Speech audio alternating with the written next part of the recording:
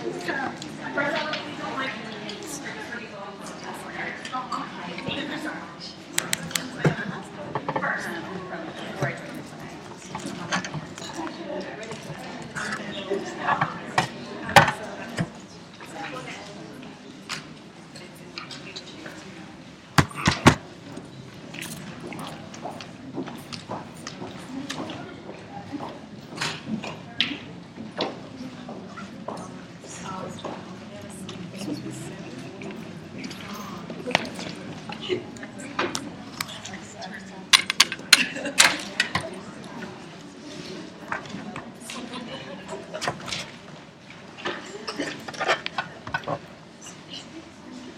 morning.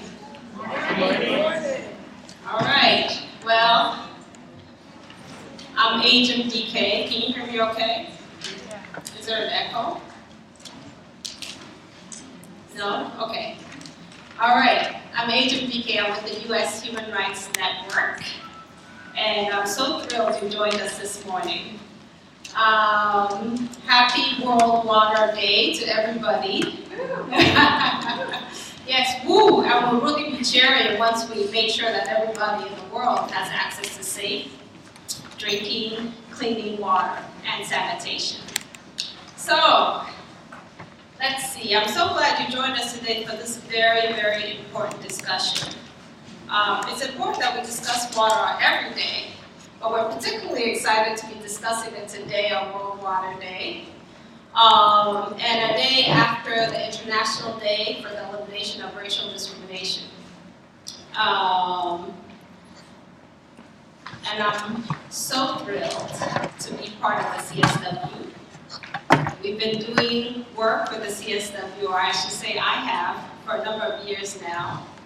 And always glad to be in this space with women and men and non-conforming persons from around the world. So I thought I would, as I was thinking this morning about how we would start this session, I started thinking about my routine in the morning. I wake up, go to the bathroom, brush my teeth, wash my hands, take a shower, drink coffee. For those of you with children, make sure you do the same for your kids. Make sure that you have breakfast on the table, juice, water, milk, then you wash the dishes. And in those 2 hours or 3 hours between the time you wake and you came here, you use gallons of water. And many of us, certainly in this part of the world, take it for granted. But guess what? In this world, today, 1 out of every 4 of you, if you represented the world population, would not have access to safe, affordable water. So that routine I just described that I take for granted, 1 out of 4 of you would not be able to take for granted. 1 out of every 3 of you would not have access to sanitation services. So that means using the bathroom, taking a shower, things that I take for granted. 1 out of every 3 of the world population cannot. And it's something that we don't think about enough, especially if it's not your reality. Why? Because we've always, I think many people in this part of the world, have always taken for granted that water, like air, is something we'll always have in abundance. Well, that's just not the case. In the United States, in the world's richest economy, as it still is today, we have thousands, tens of thousands, hundreds of thousands of people who are going without access to safe water or affordable water. We also have thousands, tens of thousands who do not have access to safe sanitation services. the world's richest economy. And what we see play out in the United States is what we see play out around the world, which is that it's always the most vulnerable, politically, economically, and socially, who are the most marginalized. So that means that around the world, women are the most impacted by the lack of access to water and sanitation. In the United States, where class and gender are so clearly intertwined, we find that it's poor communities of color, primarily Black, Latino, and Indigenous, that are most affected. And within those communities, it's women, it's immigrants, particularly undocumented immigrants, and across the country, it is people who are homeless. So, today, I'm so excited about the panelists that we have with us, because we are going to talk about, from the perspective from a global and a national perspective, what that looks like in our different communities. I want to say this though, the fact that we're talking about these problems today, it's not an accident. It didn't just happen. We're facing the realities we face today because we have failed, our governments, I should say, have failed to recognize water and sanitation as basic human rights. So what do we do instead? We view them as commodities. And guess what happens when you view something that should be a human right as a commodity? People want to sell it or want to make profit off of it. So, we'll be hearing about different efforts around the country and around the world to privatize the delivery of water and to privatize the consumption of water. Many of us, I'm sure, have bottled water in our bags, or will buy bottled water at some point. And why is that? That's because we don't have access to water. We don't have enough water fountains. We don't have places where you can easily go and get drinking water, so we buy bottled water. Again, who profits from this? Not us. So, it's a privatization of water has become a big issue. The other issue, and I think these things are all connected, are what has become pervasive around the world, and increasingly in the United States, are austerity measures. So where we're told that we all have to pay the price for reduced services, spending on services. But in fact, the people who pay the price are regular people, and mostly the poor. And the rich, our corporations, are the ones who are not paying the price. And I'll give you an example. We don't have someone from Baltimore here, but it is the case that in Baltimore, Maryland, last year, I believe, that thousands of households had their water shut off. I think it was about 3,000 households had their water shut off. They represented just a fraction, about less than half of the people who had failed. They had their water shut off because the water rates had gone up, the prices had gone up, and they couldn't afford the water. So because they couldn't afford to pay their water bills, they had their water shut off. But they were about half of the people who had not paid for their water.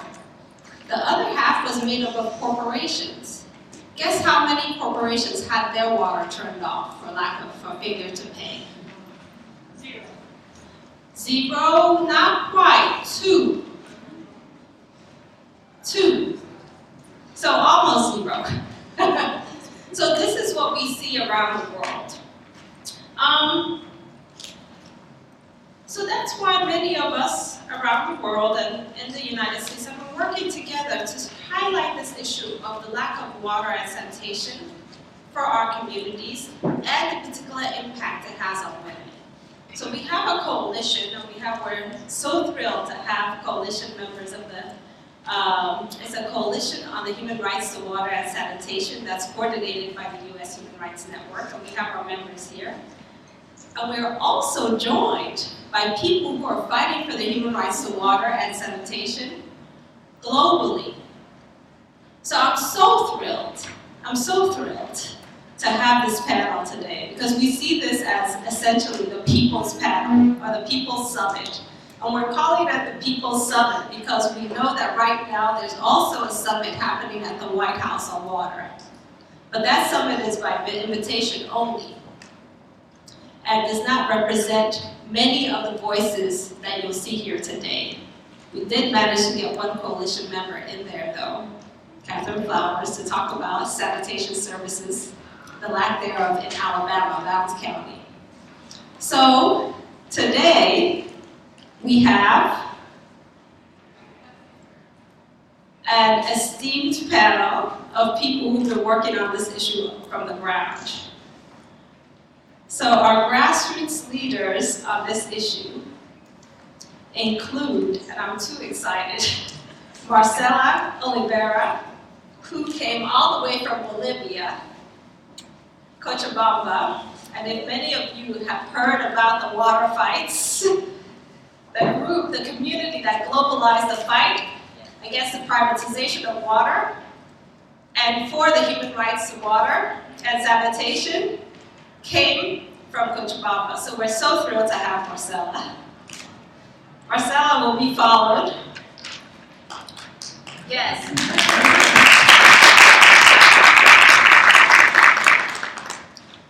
Marcela will be followed by Monica Lewis-Patrick, who's with We the People Detroit.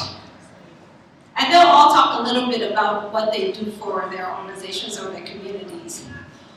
But I want to say that we thought it was very important to follow Marcela with Monica from Detroit, because Detroit did for the United States what Bolivia did for the world in terms of recognizing that, hey, we have a problem when it comes to water. And that happens a couple years ago when people on the ground, they had well, I won't go into the story. I'll just say there were mass water shutoffs in Detroit. And Detroiters raised the alarm bell about it and called on the United Nations Special Rapporteurs on Water and Sanitation to come visit them to raise awareness about what was happening in Detroit. So we're really thrilled to have Detroit represented today.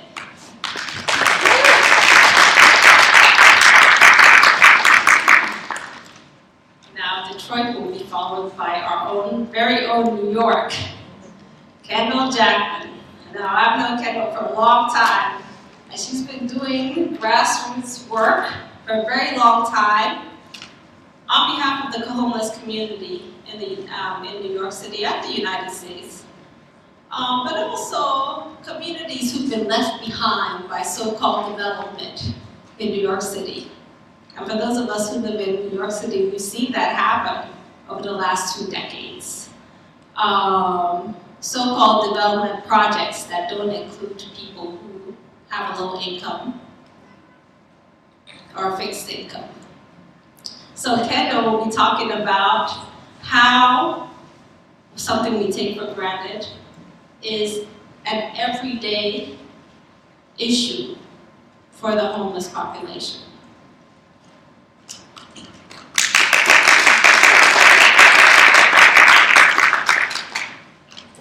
Next, we have Bernice Johnson, representing Shell Bluff, Georgia, but also Atlanta, Georgia, which is where we're headquartered. And Bernice will be talking about contaminated water and how nuclear facilities have contaminated the water of predominantly Black communities where she's from. I think that also makes a link that we should be thinking about how our investments in war and efforts that end up decimating communities, taking millions of lives around the world, also have a long-lasting effect in our communities that take many, many more lives. And so Bernice has come all the way from Shell Bluff to join us.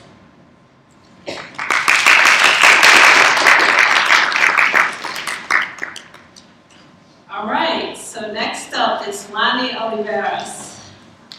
And I think many of you have heard now of Flint, Michigan, and what's been happening in Flint. Wani will talk a little bit about what's been happening in Flint and what's happening in particular to undocumented immigrants, which is something that we haven't heard as much about. But if there's ever an example that shows you very clearly how government indifference to regular people and the prioritization of profit, of saving money over people's needs, if ever there was a place that exemplified that, we've seen it publicly happen in Flint, Michigan. So we're so glad to have that Wani join us today.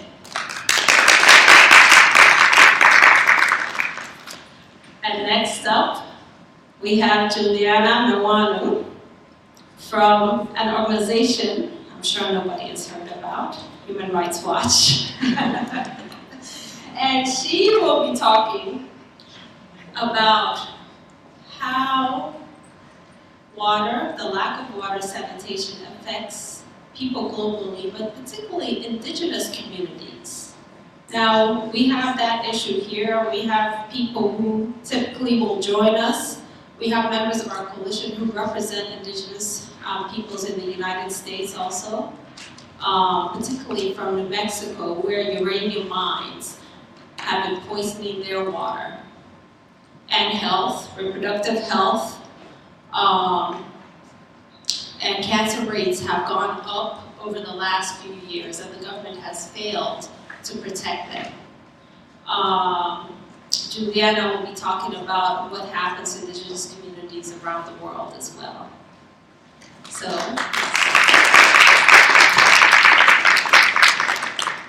and last but not least, we have Serena Probasi, who I found out yesterday. She was from WaterAid, but I found out yesterday from reading her article that also lives in my neighborhood in Washington Heights, in New York City, where a few months ago we also had an issue with water, where for almost 20 hours the only water coming out of our faucets was a very thick brown. But that's not what she's going to talk about. She has worked around the world, including in Kenya and other Ethiopia. And she will be talking about how this has impacted people, particularly in the global south. And one of the things we'll hear, I'm sure many of you know, is how this is a specific, particular problem, I should say, in the global south, and particularly in sub-Saharan Africa. So that's our panelists today. I want to say that a few things before I hand over to our panel. That one, this is an issue, but we're fighting back. And the way we fight back is by joining forces. We can't win this fight if we fight in isolation. And in fact, we're going to be having a hearing representing different parts of the U.S. at the Inter-American Commission on Human Rights on April 4th. And it will be live streamed, so I wanted to make sure that people have that information. You can get it at the Inter-American Commission's website. It's www.oas.org/en/IACHR. We also have, for those of you who are tweeting, we also have a number of hashtags and handles. We have hashtags water is a human right, hashtag World Water Day, hashtag HRTWS, hashtag CSW60, that's 60, hashtag water is, and then we have handles at USHRN and at UN_water. Do we have these anywhere that we can circulate? On the fact sheet at the bottom, those are listed. So there's a fact sheet that was circulated that I hope you will read and take with you. I hope you will also go to the U.S. Human Rights Network's website, ushrnetwork.org. We have a fantastic infographic that we weren't able to print out for today. But I really hope that people will look at it because it tells about what's happening certainly in the United States. And I should add that the U.S. Human Rights Network is a coalition of human rights groups fighting to hold the U.S. government accountable to its human rights obligations. So that's why a lot of what we talk about happens in the United States. However, we join with our sisters and brothers around the world in trying to strengthen and grow the global human rights movement. And so without further ado, I want to hand over to Marcela Oliveira.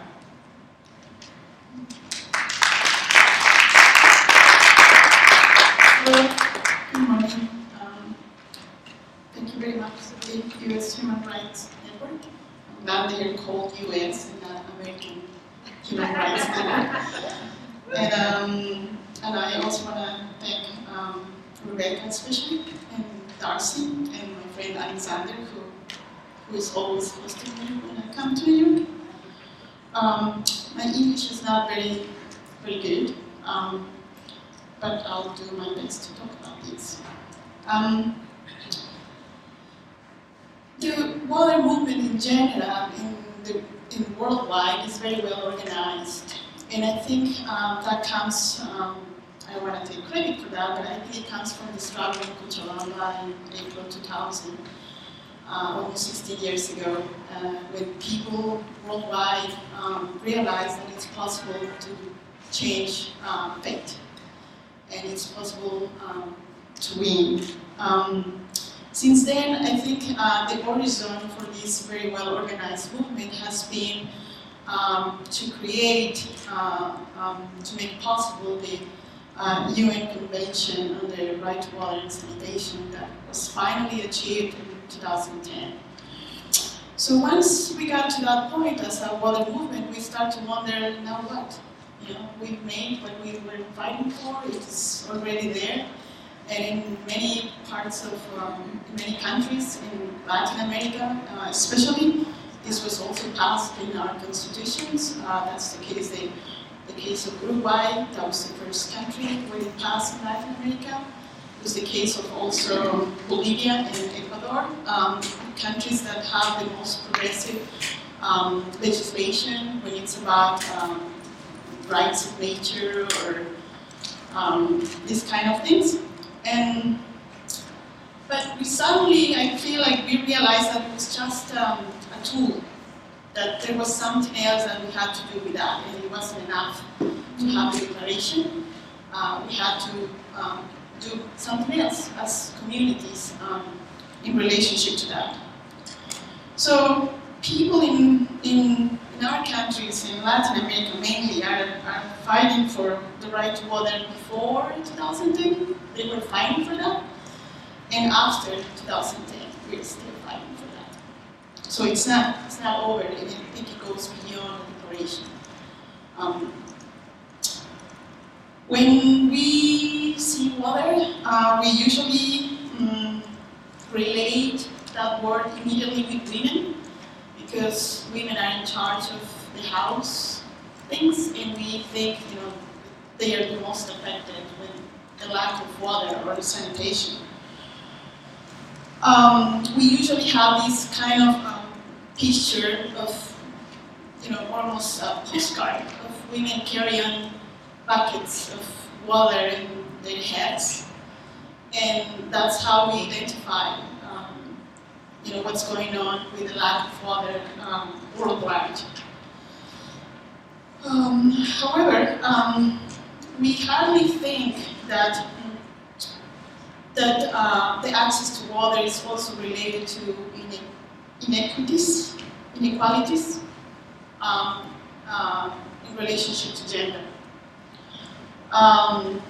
when we talk about the inequalities in the access of water, we actually have to think that this is creating also inequalities and gender issues. Because while women take so much time looking for water or searching for water, we do not think that this is a time that could be used for women to go to school or to just have a free time. Most of the policies in our world in relationship to water are designed with a technical vision and a male vision. They do not take the account of women's need. Women are absent in most of these, the design of these policies, the management of water.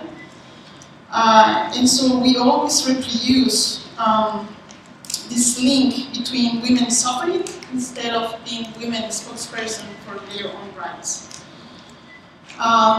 If we ask somebody in the north what will make to advance on women's rights, I'm sure few will say that it's a faucet or a latrine. We will not take those elements as part of advancing on women's rights, and I think it's very important to think about that when we are seeing this out. In this scenario, we find a lot of fights and struggles in the South, especially from communities of women well organized that are up front of these struggles, and I'd like to tell you more of that. I think the time is up, but hopefully this helps you to give an idea of what's going on.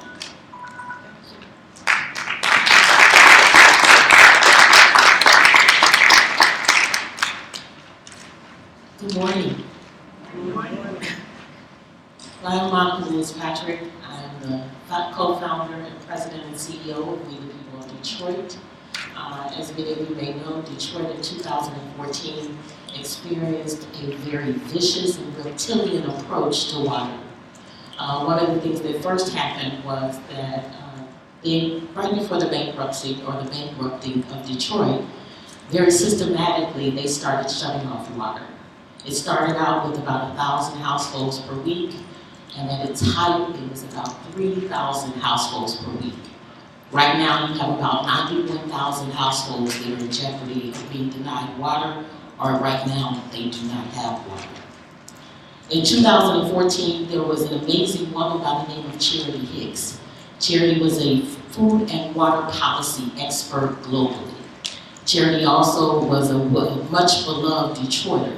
And so Charity in 2014 just went door to door to alert her neighbors and her friends that they were in jeopardy of having their water shut off. A contracted company by the name of Homrick began to systematically go down her block and shut off water. It was not just because people had not paid their bills, they were shutting off everyone on the block, regardless of whether they had paid or not. When Charity raised this alarm, the contractor used his truck and attacked her. She was arrested. She called the police and she was arrested. She was housed in Mound Correctional Facility, which is a part of the state prison, for over 48 hours. When she was released, she began to tell these horrendous stories. We didn't believe her. We didn't think it was that bad. From that week of hearing these stories, it changed my life. Ever since then, I've been working day and night on the issue of water. What we found out in Detroit is that Veolia, which is an international water privatizing entity, was advising the city of Detroit to actually privatize water not only in Detroit but regionally.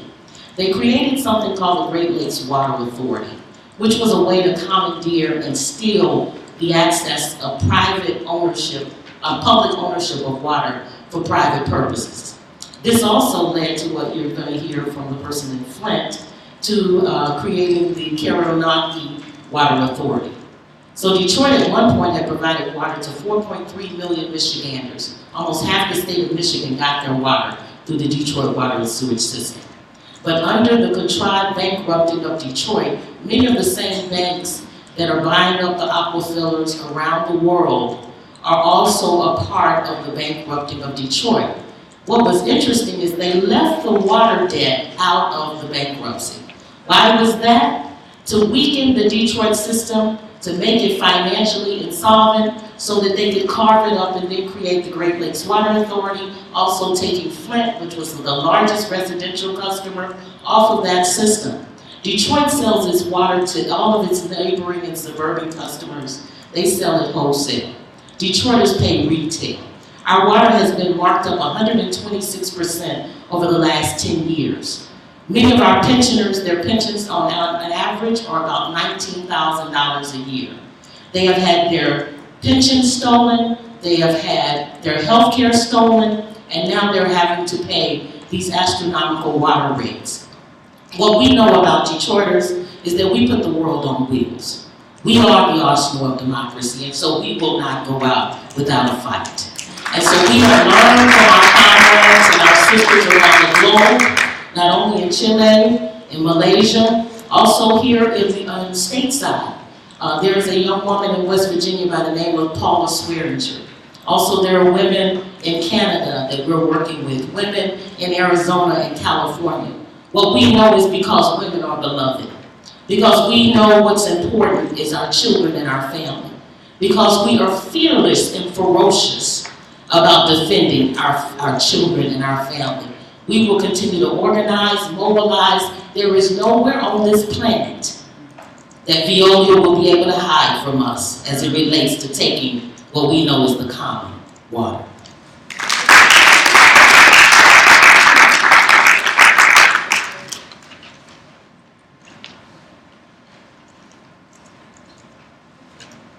Good morning.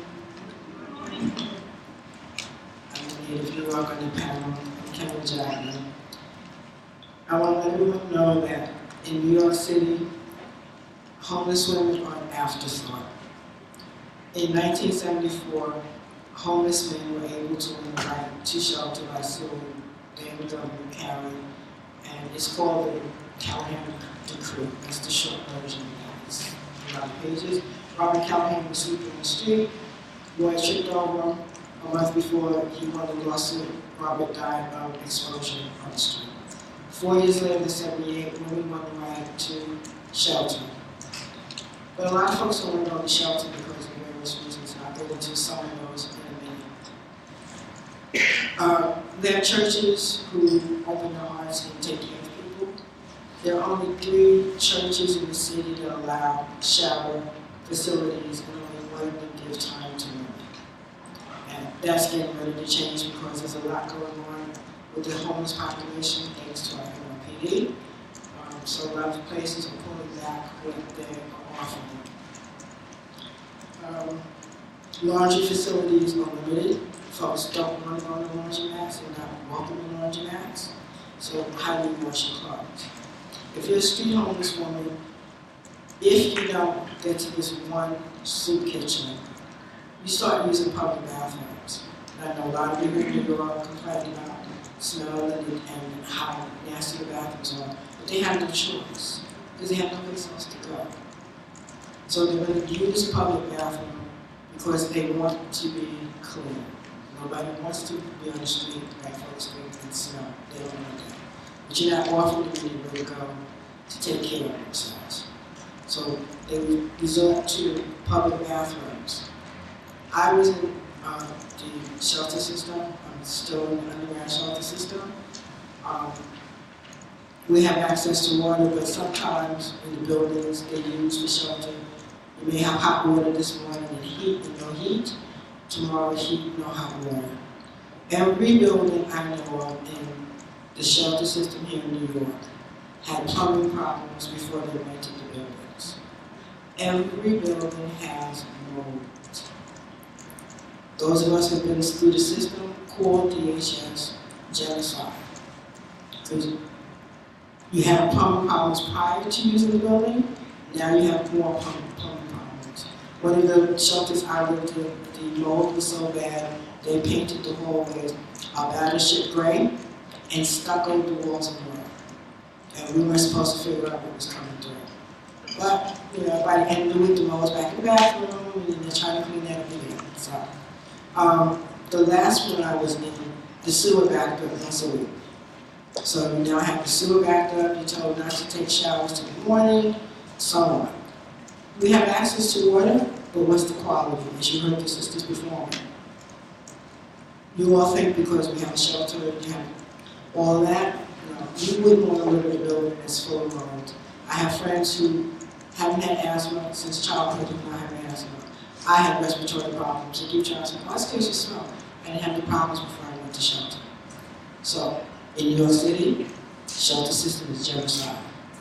Women on the street have to fight the best way they can. So the next time you see a homeless person, a homeless woman in the bathroom, don't say anything to her, help her.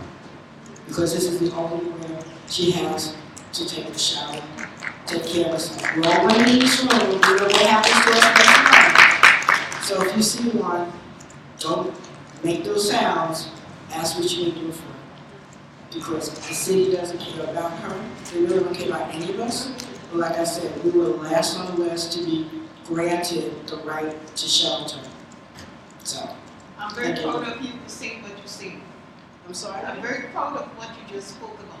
Thank you, It's ma'am. the first time in history, you know what you remind me of, and I'm sure everybody will, sorry to interrupt, but my heart, as an employee from the United Nations on the Good World Hand, to the CSW and Jude, is touching for affordable housing, it's touching at least for World Health Organization, it's touching for UNICEF when I spoke, when they had the bomb that please, but after. We'll have time. I'm sorry, I appreciate all it. get a touch of feeling. And this, as you said, that's why I spoke up. Humanitarian. Thank you. We should Good morning. I too would like to thank the U.S. Human Rights Network and Rebecca Landry. In the interest of time, because there are so many important factors, I will be reading the statement and doing an interactive demonstration after that. Good morning. My name is Bernice Johnson Howard. I am the field coordinator for Georgia Women's Actions for New Directions. I live in a small area known as Shell Bluff in Burke County, which is in Waynesboro, Georgia. I'd love to invite you to Shell Bluff, but visiting Shell Bluff can be hazardous to your health. Shell Bluff is a unique community because it may be one of the only communities in the country that has a nuclear weapons plant and a nuclear power plant in close proximity to this mostly rural, mostly black community. There is also a paper mill and other industries that contribute to the toxicity of this rural area. What makes where I live so potentially hazardous are the nuclear contaminants that daily invade our environment. These death seekers enter our bodies through the air that we must breathe, the water that we must drink, the soil that we use for planting vegetables and other plants, and by fish, deer, and other animals that we consume. Animals who are also feeding, drinking, and breathing these invisible toxic brews.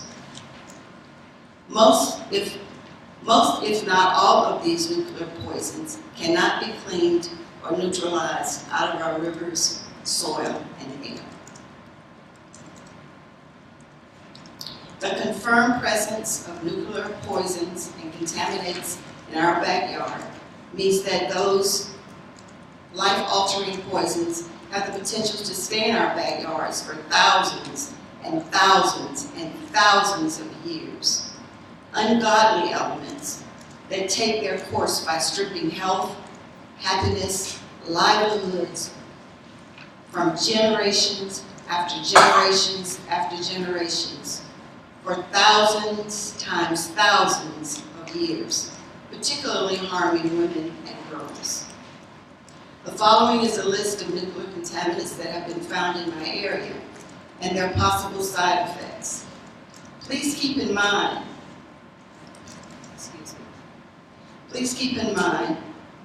that women and children are more greatly affected by these contaminants.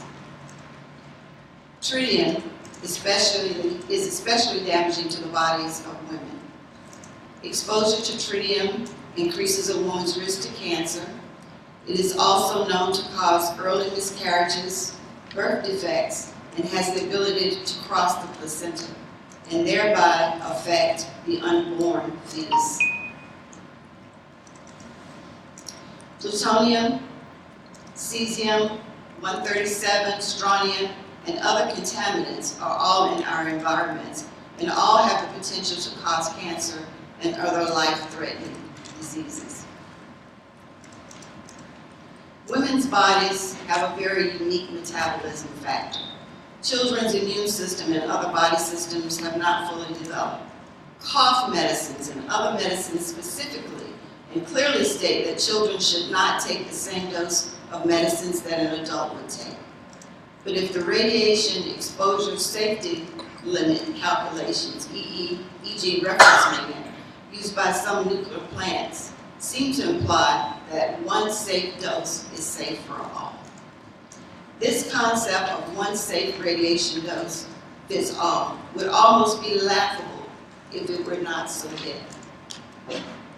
According to the National Academy of Sciences, there are no safe doses of radiation, and every dose of radiation increases an individual's risk to developing cancer.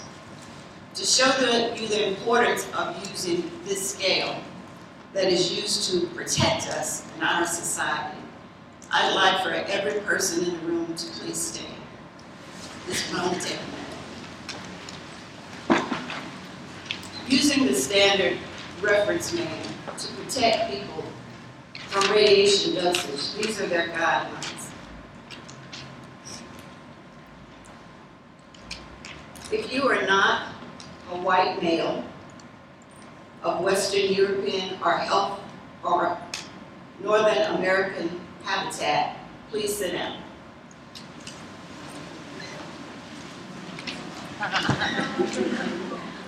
As you can see, that eliminates all the women in this room. Every single one of them. Whether you are black or white or Asian, it doesn't matter. This standard was not designed to protect you. It may not be a surprise to you, but women live in Shellbluff. I mean, women live in Waynesboro. It's not an all-male population. So this standard does not protect anybody in this room. And it does not protect me. The other guidelines. If your height is greater or less than 5 feet 7 inches, please sit down. If your weight range is not between 150 and 160 pounds, please sit down. If the average temperature of the climate where you live is not consistently between 50 and 68 degrees Fahrenheit, please sit down. If you are not between the ages of 20 and 30 years old, please sit down. As you can see, everybody sat down 5 or 6 standards ago. So it is a misconception that the industries that use and generate radiation is trying to protect anybody. So we should therefore find ways to protect ourselves. Thank you.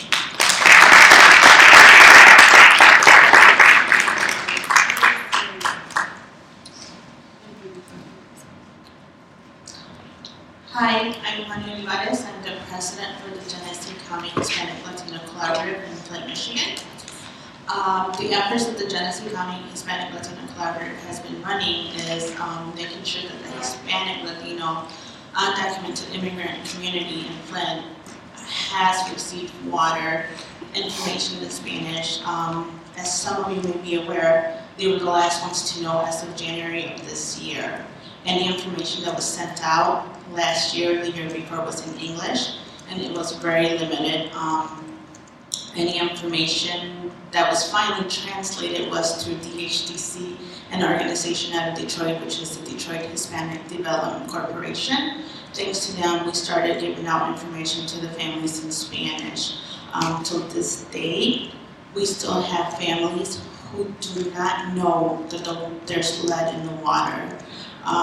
We've had issues, even I myself, having to reach out to them because the water that was being given out to them in the beginning, just this year, were being delivered by the National Guard or state police. Obviously, if you're undocumented, you're not going to open the door. Then we ran into the problem that to get lead tested or tested for lead, they were being turned away because they didn't have a valid ID or didn't have legal status. And if the children were U.S. citizens, they were also being turned away because of the parents' legal status.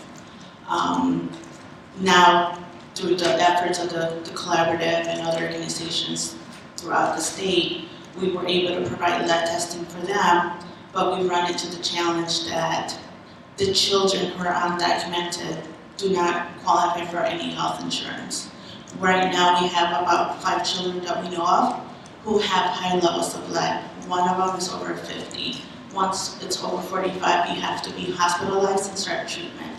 Unfortunately, this little girl is 10 years old, undocumented, and does not qualify for the Medicaid expansion that was just approved not long ago. Now, it's difficult to work in a community that you know that needs health services, medical services, when you're being poisoned by lead. And it's heartbreaking to know that you have no other way and you're going to have to keep fighting this fight, not so much for the parents or the moms, but for the children who have been affected the most and will be affected the most later on. We know some of the symptoms, but we don't know what the other symptoms are going to be later on, 5 to 10 years from now. So right now we have been hoping and working and pushing to push for the U visa, especially for the undocumented parents and children who need health services, medical services now, not yesterday, not tomorrow. They need services now. So with that, we're asking Loretta Lynch and Bill Schuett to certify undocumented victims of lead poisoning in Flint for the U visas as they proceed with their criminal investigations. This will help them eventually with getting health services and medical services that they need.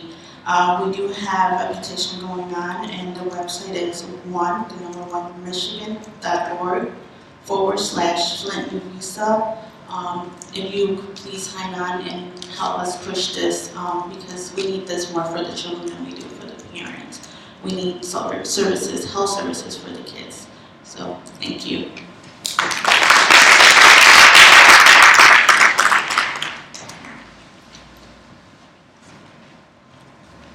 Hello.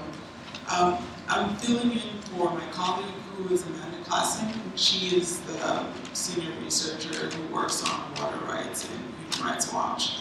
My focus is more on land, and so I'm going to talk a little bit about more global issues, starting out with the UN resolution to recognize the right to water and sanitation. So in 2015, the General Assembly and the Commission for Economic and Social and Cultural Rights recognized that the right to water and sanitation were two different individual rights, and that these should be applied accordingly. Even though they're linked, we need to understand that they occur differently, they could occur together, and they're also linked to other rights. Unfortunately, the U.S. has not ratified the International Covenant on Economic and Social Cultural Rights. But that doesn't mean that there cannot be any kind of advocacy towards the U.S. government to pressurize them into doing the right thing. Now, most of our work at Human Rights Watch has been more international, even though we have commented on what's happening in the U.S.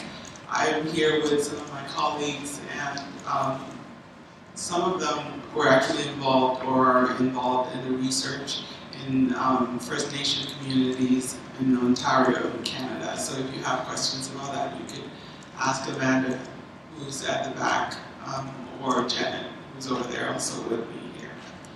So I wanted to talk more about how the right to water and the right to land could be linked in some way. My work focuses on large-scale land transfers internationally, so some people will call it land grabs, and that we normally see this happening concurrently with water grabs. In most local communities in rural areas, when these large-scale land transfers occur, people are restricted use of water. Sometimes the waterways are polluted because of fertilizers from commercial agricultural projects. And this definitely affects women's ability to be able to access water, to be able to provide water to people that they provide care for, children, older people, people with disabilities. Our work has looked at the right to water in situations where communities have been resettled away from these kinds of large-scale agricultural projects. We've also looked at humanitarian disasters, immigration facilities, and displacement camps.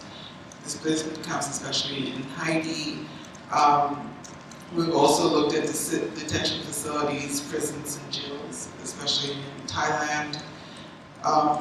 Also hospitals and healthcare facilities in different parts of the world.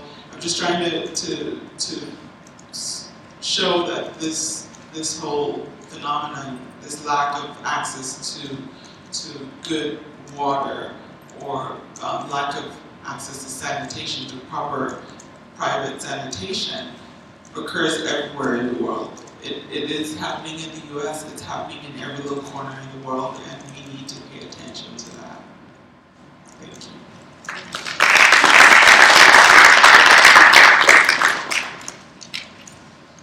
Hi, my name is Serena Pravasi. I'm the Chief Executive of WaterAid. WaterAid is an organization that focuses on access to water, sanitation, and hygiene in the global south, among some of the poorest and most marginalized people in the world. And we're really working towards a vision where everyone, everywhere, has access to these basic human rights. And we heard some of the statistics at the beginning. 1 in 3 of us in the world don't have a safe private place to go to the bathroom. 650 million people still don't have access to safe water. And we've also heard from the other panelists that lack of access to safe drinking water and sanitation disproportionately impacts women and girls everywhere in the world. In the countries where WaterAid works, I'd like to focus on mainly 3 areas of impact that is particularly affecting women and girls. The first is around time and use of time. The second is around health. And the third is around education. So in terms of time, up to a quarter of time in rural Africa is spent collecting water. About 40 billion hours a year. 97 billion hours a year. The numbers don't really make any sense, but if you think about it in terms of an individual perspective, if I have to spend a great majority of my time and energy collecting water, often very arduous conditions, walking up and down hills, that means that takes my time away from other things and other opportunities, and it's common sense.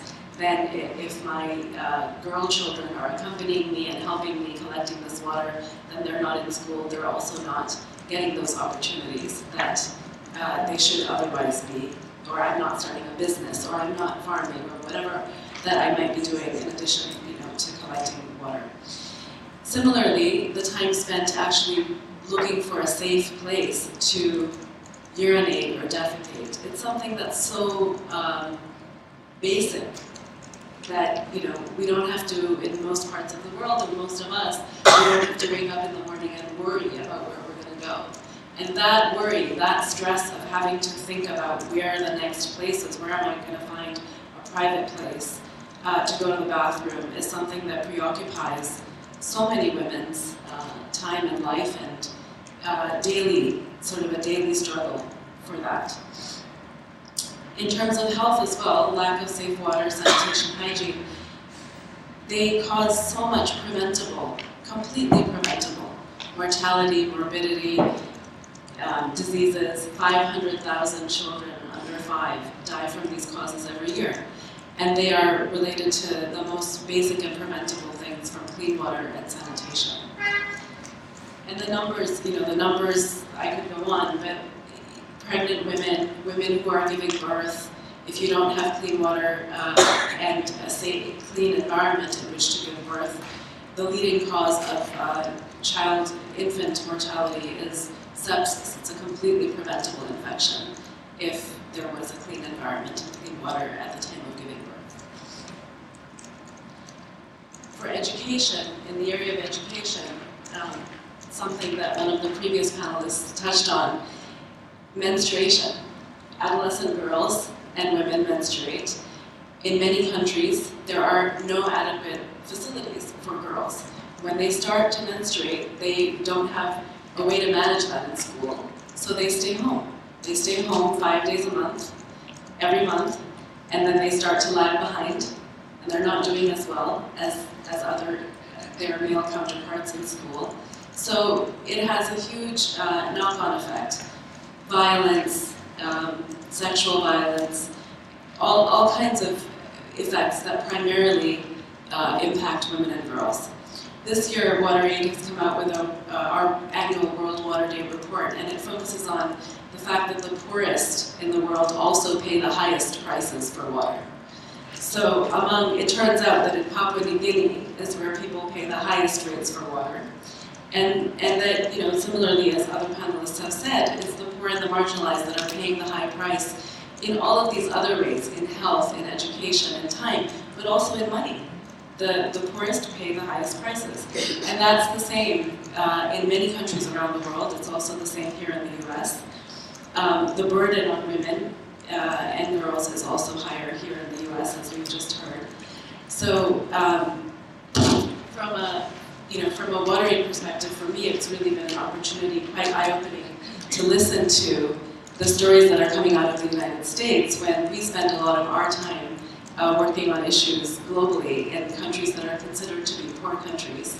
But finding that actually there are linkages and the issues, there are very many common themes here. Thank you.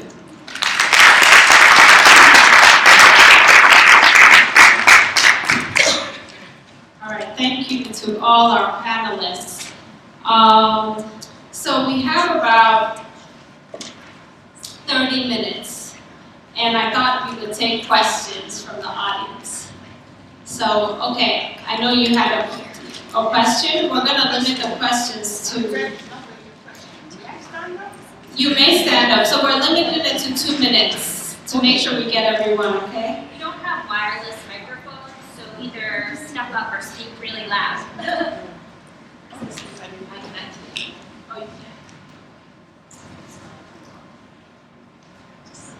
So if you want to use the mic, if you could please just step up. I'm sorry, we don't have wireless mics. No problem. I'm accustomed, as I say, I go accustomed to not the ways, but to the energy that you all put out to achieve, to be able to stand tall. Good day, ladies and gentlemen. Good day. And I know there are some men on these, let me see if the men is always among us because it's a gender equality, right? And we need gender equality. Right? Well, first of all, I must say, 2 years ago I was in the conference in the General Assembly. The topic was on water with the Sri Lanka ambassador. It was in reference to many of the members from other countries on the topic of water. They were pressing the UN that water was really not necessary to speak about. But one of them happened to be showing off, stating that she's so presentable to give her output. But my input is I spent time in Amazonas with the indigenous nation. And in the Amazonas, strange enough, as a Caribbean woman, I couldn't believe that the water in the Amazonas, as you know, the rivers are very dirty. On that same river, they live in boat houses. I'm sure you're aware of hearing the geographic, etc. And what beat me is that even though know they have to live on the rivers and they have boat houses, chickens on the boat, using the same building to have their, excuse me, or whatever. And they still live under those conditions. And they do not have the amount of diseases and sickness as most global countries. I wondered to myself, what is it called that they live so good? How come they're so healthy? And at that time, Mark was the ambassador to the UN. And living there in Harrogate on Monkey Island, that the people are so healthy. You know why they're healthy, I tell you? The old school is the remedies that they use, which at least one of them was established in Africa called Riga. If we clean our bodies with all the toxins and everything, and you can use those remedies from the old school, as the British also, that's why the Queen is living so long, we'll be able to even and enhance and mainstream and exchange all the medical help we need for the World Health Organization as well, rather than go to pharmaceuticals and pay the money. If you do not have the money with insurance, your co-pay don't get the medicine, so it would be good. Whosoever have authority here, and to establish at least and speak on what happened here today, it would be wise enough that the World Health Organization, the United Nations as well, included, to let them know that the book that was written by Mrs. Kofi and called Tip Top on Water, they can get the book, and they'll see that even water is the greatest thing in the world, that we cannot live without it. There are resources that we could at least establish ourselves to use the old method, then the new method, and by not monitoring it, to suffer the consequences of not having to pay to get the medicine we need to keep us healthy. I thank you all for. Thank you. As a gentleman said, I have permission. Thank you, everybody. So, thank you. If I understand it, we need to study some more indigenous ways to see how other communities are keeping themselves healthy. Yes. So let me take a few. Since I saw you and I thought I saw a hand here. Okay, so 1, 2, 3.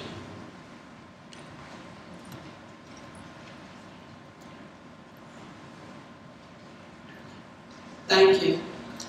My question goes to my sister from Lighty America and the sister from Detroit. I'm from Africa, I'm from Liberia, and I work for the Water VC of Liberia.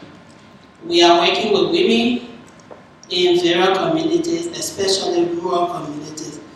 And water is a problem even in the city. We do not have safe drinking water. People are living on water from wells.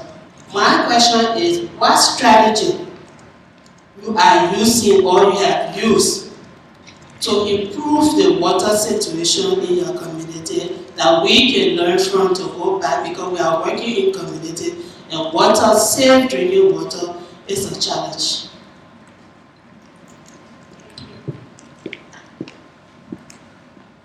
Thank you. Do Monica or Marcella, do you want to take that? Just quickly to what the first lady said. Yes, it's good to recover indigenous knowledge and relationship to water. Actually, in the Andes, for example, water is considered a life being, something that has its own spirit and all of that. And it belongs to nobody. So it's not, we don't come with the perspective of the right perspective, but it's more like, how can we have a right to something that doesn't belong to anybody and it belongs to everybody at the same time? So it's good to go back to those roots, but at the same time, I want to call the attention to all the extractive industry that's coming into our countries, and especially on the indigenous territories. And all this knowledge soon is going to disappear if we don't stop that. Because we are displacing people, indigenous people from their communities, because we are prioritizing the use of water for these extractive industries rather than for human consumption or for nature. So I think the problem goes also further than that. In Detroit, we're doing a couple of things. One is that I use a phrase a lot, beloved Detroit. We're not waiting on anyone to come rescue us. We've been 2 years, and majority women, predominantly black and white women, over the age of 50 and as old or as senior as 84 are delivering water. We created our own, what we call water stations. We have 4 around the city. We have what is known as the People's Water Hotline, which is a number that you can call to get assistance with getting your water restored, or if you need emergency water. And then we have organized with a local church, St. Peter's Episcopal Church, and we have what is known as the water drops, which is emergency water delivery. The other thing that we've done is when Judge Rhodes in the bankruptcy told us that the water shutoffs were not going to stop, that he was going to proceed with allowing them to shut off water, what we recognized very quickly is that water shutoffs are a genocidal tactic, and it also is part of gentrification. And so for us, what we are doing to mobilize and organize ourselves is we are working with organizations in not only in Detroit, but in Flint, across the state of Michigan. We know that land, anywhere land is adjacent to water, that they are going for it, they're going after it to grab it. The other thing that we've done is we've embarked upon a massive research project with 8 universities, 5 in the state of Michigan, 3 outside the state of Michigan, to do mapping of open data sources, to do our own water testing. We've taken the CAFR, which is the CDC assessment tool for assessing for a natural disaster. We've had one of our students turn it into a hybrid to assess for a man-made disaster. So we are using everything at our disposal to make our argument, to be able to teach. But our 3 tools that we use are to educate, to litigate, and to agitate. And we're doing all of those things.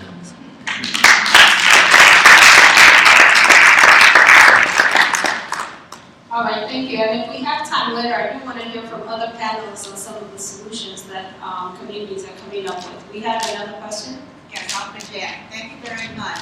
My girlfriend, an attorney, became a human rights activist overseas and spent a lot of time in a number of countries.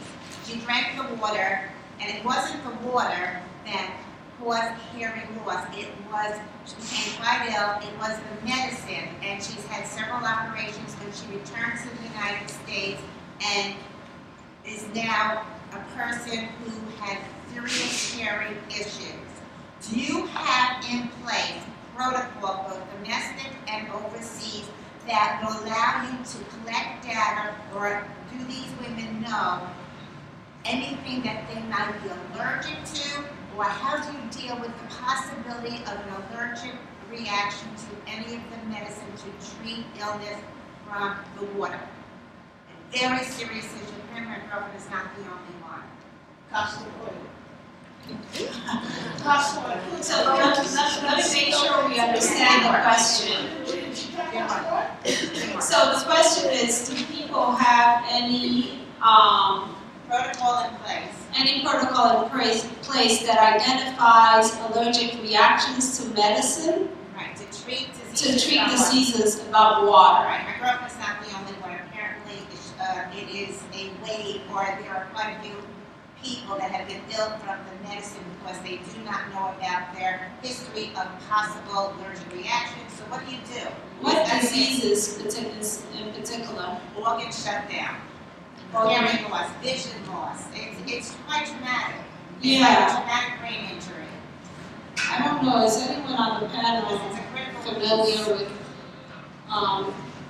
that might not be something that our panelists are particularly familiar with, but it's something worth investigating. So in Detroit, we're working with the Global Health Initiative, and what we found in the medical system in Detroit is that even with the massive water shutoffs, the medical system was not assessing for dehydration. And so I think we're at this point of really coming into the fullness and awareness of all of these different systemic issues that relate to water and water sanitation. And so we're learning from each other, and hopefully this is something, a question that we can raise with the Global Health Initiative. Thank you, Monica. I'm Monica Lewinsky. When it comes to radiation and water, there is no mediation for that. Once it's in there, you can't clean it up. You can't neutralize it. And so I guess it depends on what contaminants are in her water as to whether they can be cleaned up. But when it comes to nuclear type contaminations and poisonings and toxicity, They can't clean that up. And for me, the best practice for men at this point is to stop creating things you can't control, that you can't fix. Thank you, Bernice. We had another question. I don't.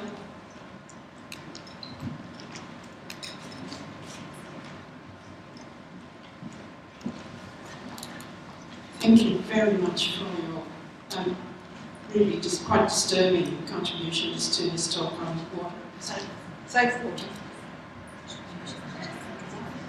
It's on. Just go ahead. Yep, that's better. I'm Wendy Rainbird, International Council of Women Environment Advisor and National Council of Women Australia Advisor. I've been looking at this issue of water as a global issue, and so I'm very grateful to have heard these stories. They're extremely serious, and I'm really sorry to have to add another level of seriousness, and that's in relation to the changes in the climate that are already happening. I'm taking exception to the clause in the agreed conclusion that says slow onset. Well, droughts are not slow onset, they're happening. Anyone from California knows.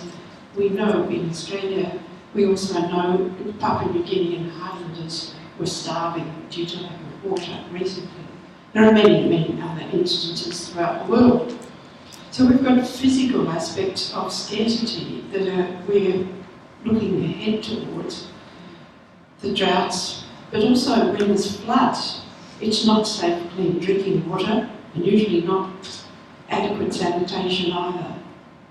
So in some areas of the world, many recently, it's not slow onset, which is the terminology at the moment, which I find exception to, because it's happening now. But apart from these physical aspects that we're talking about, there are also the economic ones, and you've been speaking to those where industries come in and contaminate the whole system, and they're extremely serious. The radiation one is truly shocking. But there are many, many other instances where a factory goes in and then just lets stuff down the river and they're allowed to get away with it. And again, we, I think, as women need to stand up and point it out and say this is not right. It is a common good. It's water, the right to safe water really is for everybody. The other aspect can be, in some instances in the world, governments will build dams in one country and not allow enough water flow through to other countries. And there are instances of that. So, sorry, it's a bit long, but because of the issues with the changes in the climate, we're going to have more of these extreme events, droughts and floods, the lack of ice sheets in the Andes and other mountains where they have been like the natural dam of water, that when it melts in the summer, it provides water down the river.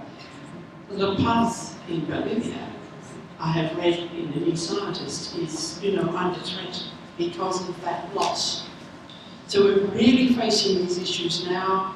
We really need to stand up, but perhaps some of the members of the panel would like to comment on that aspect of water scarcity. Thank you very much for that comment, and I would add actually that it's also the case, your comments reminded me of a few things that are happening here in the US, but also one global thing that I want to point out, or global incident I should say. We do see, as Bernice mentioned, pollution from nuclear facilities. I mentioned earlier also that on the Navajo Nation in New Mexico, you have communities that are surrounded by uranium mines, and that their water and earth, land, talking about that connection, is also contaminated and toxic, so much so that people can't walk barefoot. And a lot of the women have, and it's the men who had worked in the mines or had contact with the mine waste, uranium waste, were the ones getting sick. And it turns out the women were also getting sick because they were the ones washing the clothes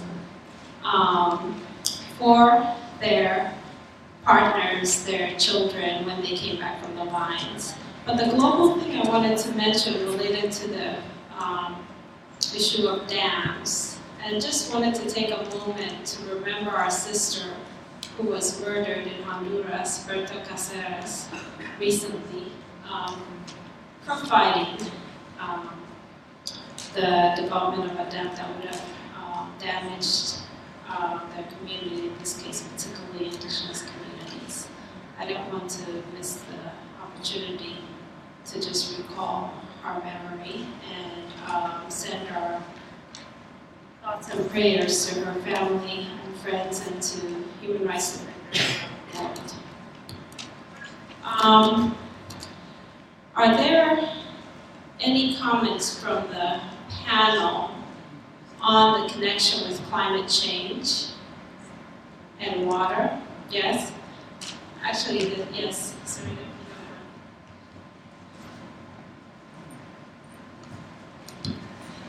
Just to maybe add and amplify what was said, that the effects of climate change are also disproportionately being felt by those that are poor, marginalized, with the least resources, and those who contributed the least to climate change are the ones who are suffering the consequences the most. And we're seeing that already. It's as you said, it's not something that is coming in the future. It's already happening. But also that the role of water just throughout, both in terms of the droughts and floods, but also in terms of the response and the mitigation and the coping with some of the natural disasters that are happening. So safe water and sanitation are one of the first things that are needed in a disaster response in order to contain the disaster from disease from further spreading, and for the impact of that disaster from causing more suffering. So I think just looking at the role of water throughout the climate cycle, throughout disasters and response, both in terms of the lack of water and water scarcity, but also in the case of floods where there's too much water at the wrong time in the wrong place. So I think the whole water cycle is really very much connected, as is water and sanitation, as a response to helping those that are affected by that. I'm going to just add a little experience to that. With the onset of drought or climate change and weather variability, we're seeing more agricultural projects that are dependent on irrigation, and this just goes more to restrict access to water for communities and for women especially, and worsen situations in rural areas in different parts of the world. So I just wanted to add that component to it. So it's all interconnected because we're experiencing climate change. Companies or corporate bodies are trying to grab water. They're trying to cultivate in areas where there's not enough water. Because of droughts, they're irrigating more. They're emptying aquifers that we have. And local communities end up suffering because their access to these waters gets restricted. I would like to add to that discussion that it is a misconception. It is not true that we have an endless supply of water. We truly don't. When it comes to nuclear facilities generating power, in order to cool those towers, they have to extract something like 130 million gallons of water a day to cool those towers. When you add in global warming and temperature change, right now in Georgia, for the last week, our temperatures have been like 78, 80 degrees. So just the natural process of heat evaporates water too. And I just want to make everyone aware that all of these issues that we're talking about, at some point, all water gathers at the same place at some point. So whatever issues we're facing, especially contamination issues, if it's not at your front door today, it may be tomorrow. So we have time. I see 2 hands, and those will be the, okay. If you can make it 3 quick questions, I'm doing a minute each. So I'll start with you. It's not a question, it's a comment. Okay.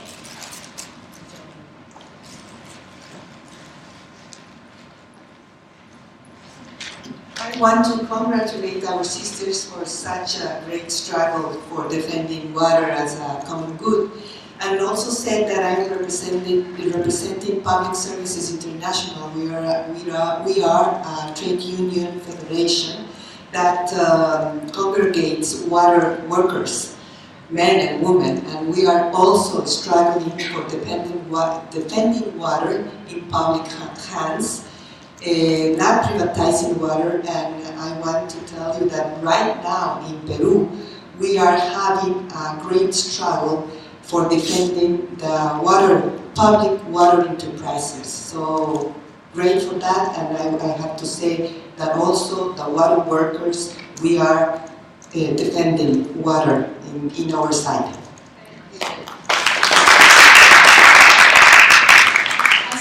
There were 2 more hands. Yes, you and then the gentleman in the back.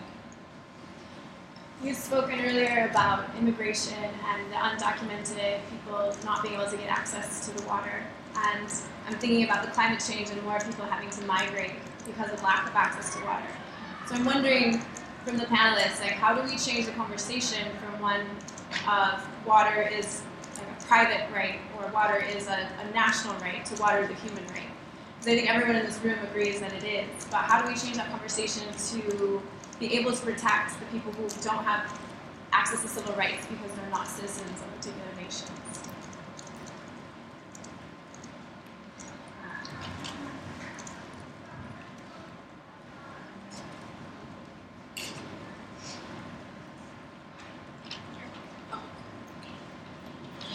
Yeah, you're right. How do we protect them? It's a challenge, especially for the ones who are here in the United States, undocumented. They have no protection unless there's an organization who will advocate for them and find them the resources that they need. That will be the only way to protect them. But you just don't need the organization. You need congressmen. You need perhaps to support the organization to be able to protect them and provide them the services that they need. And water is a human right, and it's just not something that should be just spread just to one ethnicity. Okay, go ahead, Ron. I have a suggestion to all the mega Facebookers and tweeters to set a day and issue a challenge that for that whole 24 hours you commit to not using any water.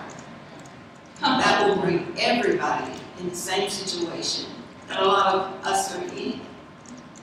That is the only way that you're truly going to understand what it's like not to have water.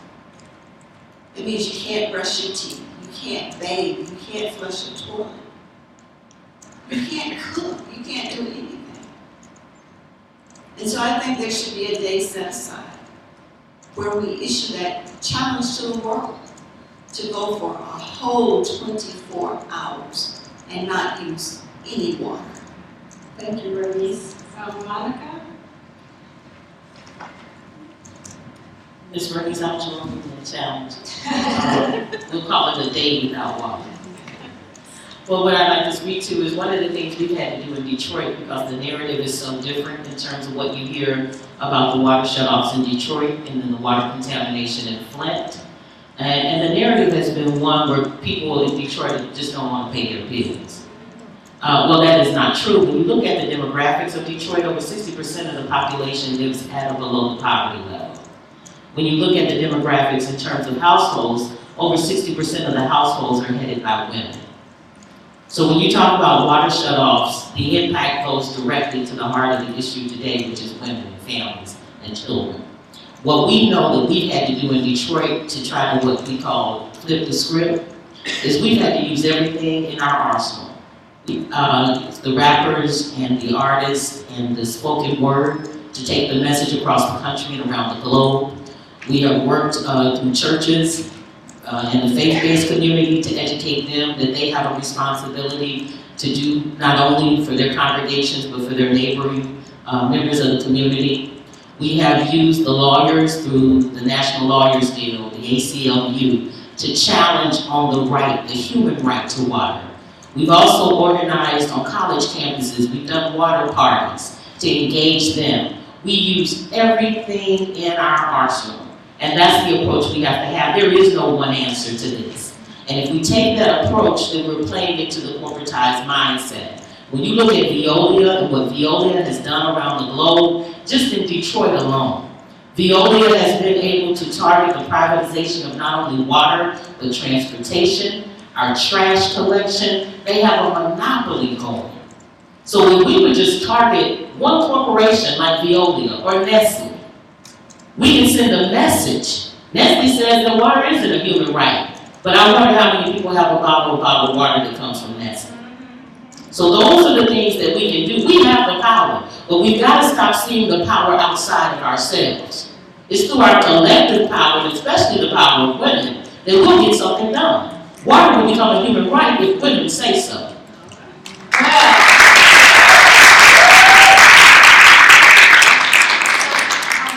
Did you have a response? You have 30 seconds, that is the last comment, because we're out of time. All I was going to say is we talked about power and water. 2 days ago on Facebook, someone put up a video of Arrowhead water. They bought it at Walmart, went home, poured it in a bowl to give to the dogs. It turned into gel. As it hit the air, it turned into gel. I have a niece who lives in Nevada. She said that everybody buys it because it's the cheapest, but she said it tastes nasty. So now you know why it tastes like plastic, because it turned to plastic when it hit the air. So even the bottled water is not safe for us. We got to be really, really careful. I don't want to stare at that guy from Nestle anyway when he said that it wasn't a human right anymore. So I'm sorry, I know we didn't get to all the questions, but I think our panelists have a few minutes afterwards, so if you have questions, you can come up and ask them the questions. But it is noon, so we wanted to end. I just wanted to ask you all to join me in saying a huge thank you to our panelists today.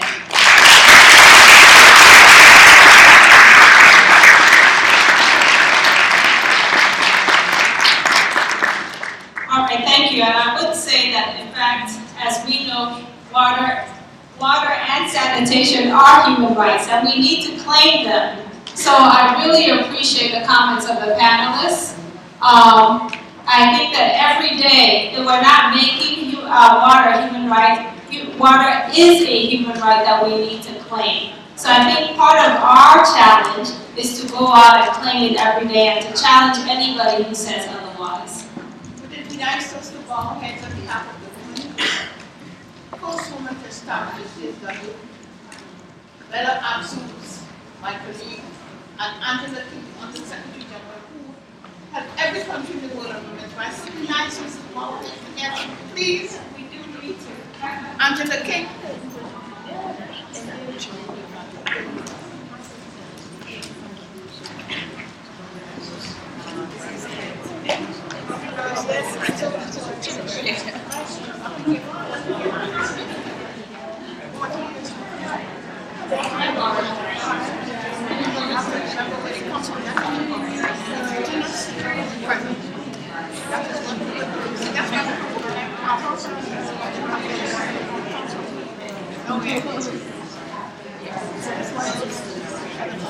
Hello.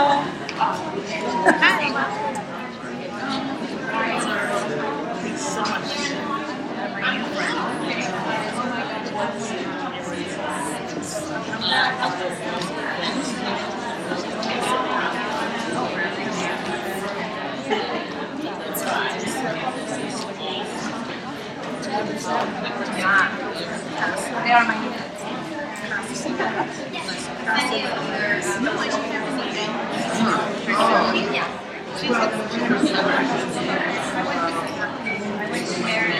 is you, right? Yes, and I have this video.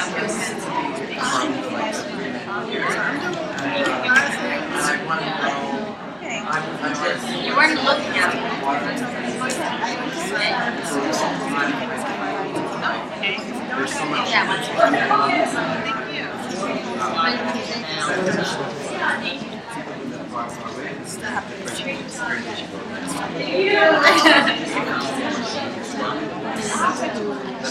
you.